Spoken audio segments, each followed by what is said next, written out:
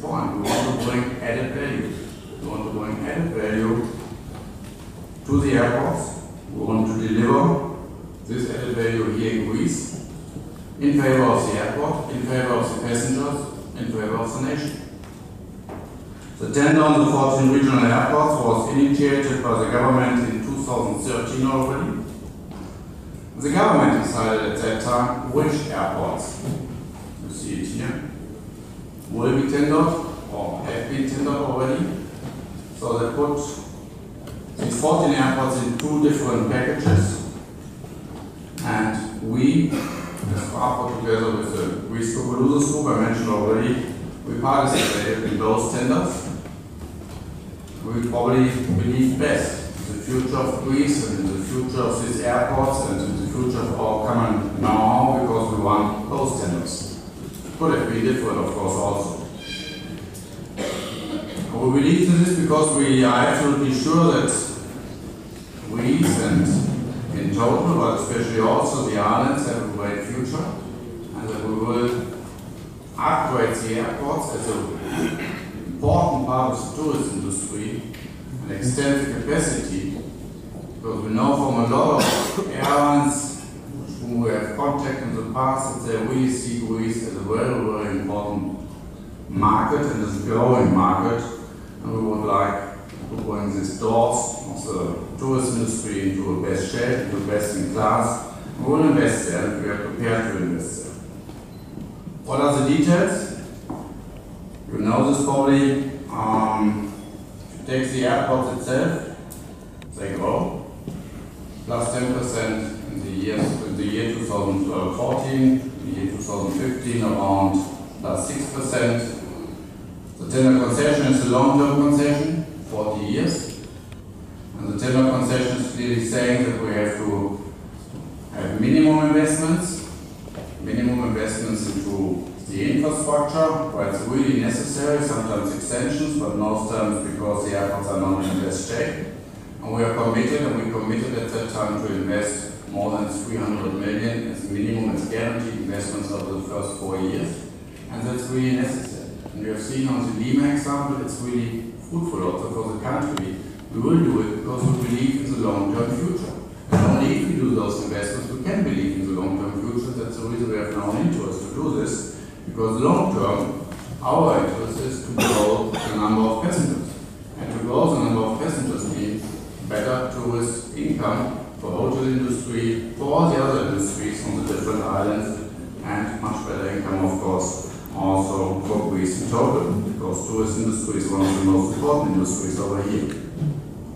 So this tender specifications have been the same for everybody, of course.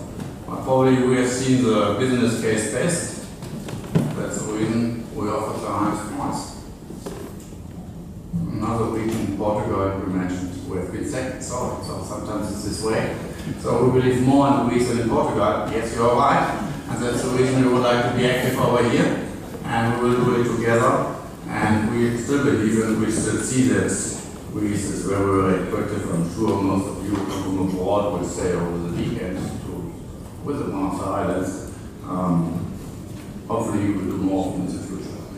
So, to give you a very short update on the situation, if you just take some of these pictures, and I could have taken some more, you see already that it's really important to invest in the airports.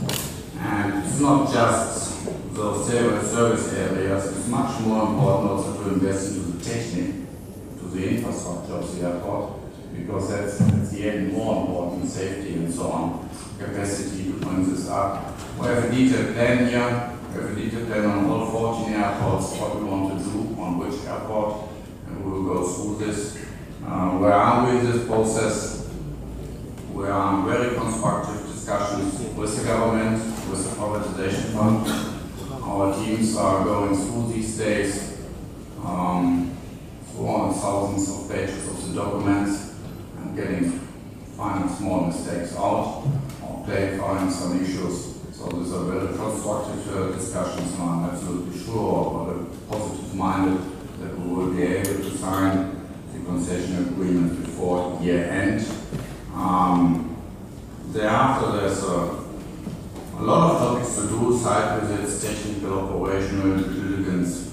Here, of course, also have to bring together for portions of the price of these international project financing. We have to ensure the whole transition period, we have to go through all the design and construction preparation, that investments can happen as soon as possible, but it will take some time. So we'll start also with some quick wins, with you as passengers immediately. And of course, all this will be in parallel linked with some communication, what we are doing, why we are doing those things, and with all those topics on employees, on staff and so on. Because we depend, of course, as I mentioned already, to have a very good employee base, and we know that we can get, that we have great employees here in Greece, so we also would like to attract them as much as possible to work together with us. It will take at the end, after signing the concession agreement, something in between 6 to 12 months. It depends a little bit how quick we are, how quick the whole process is organized here in Greece, but something like this, so in autumn next year, could happen that we are able to be active on site and to bring in all those quick wins and to bring in all those improvements where we believe in and why we do the whole job. To summarize those things, yes, there are opportunities, there are challenges, sometimes more, sometimes less. The amount projects the same, here it's a little bit different. Greece, of course, is very attractive for tourists, and we are also quite optimistic on the strong business portion of Thessaloniki. It's the second very important airport here in Greece. And we have seen a very proven traffic development over the time. That was mentioned on the former panel already. So the tourist airports are not so much depending on the GDP development here in Greece. They are much more depending on the general GDP development in Europe, on the consumption in Europe, on those topics, and the attractiveness, of course, of a country and the development of the tourist industry in total here with the hotels and so on. I'm really glad to hear that also new hotels are on the way to be constructed and new resorts are on the way to be constructed. So I'm sure there's a lot of reason to be optimistic. And then you have to bring this together with challenges, with some experience, just how to manage an airport which is very, very seasonal, how to get as quick as possible done those poor existing infrastructure to overcome those topics, and how to deal with sometimes a little bit more difficult administration and political processes over here. I know that great and experienced partner. We are working for years already together. This is over here, and he's also expert already in the aviation business. So I'm quite optimistic there. So at the end, I'm quite sure it's a win-win situation. If we are able to get this whole topic through, it's a win-win situation for Greece, for the infrastructure in Greece, for the population in Greece, because Greece is depending very much on the tourism industry, especially on the islands.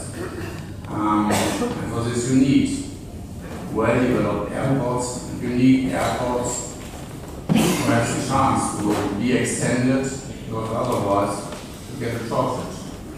For example, on air composition or terminal facility, and you're not able to handle more tourist charter traffic, more traffic in total, and you're coming to a limitation. So that's the reason I'm sure it will be a win-win situation, and I can just tell you, we are waiting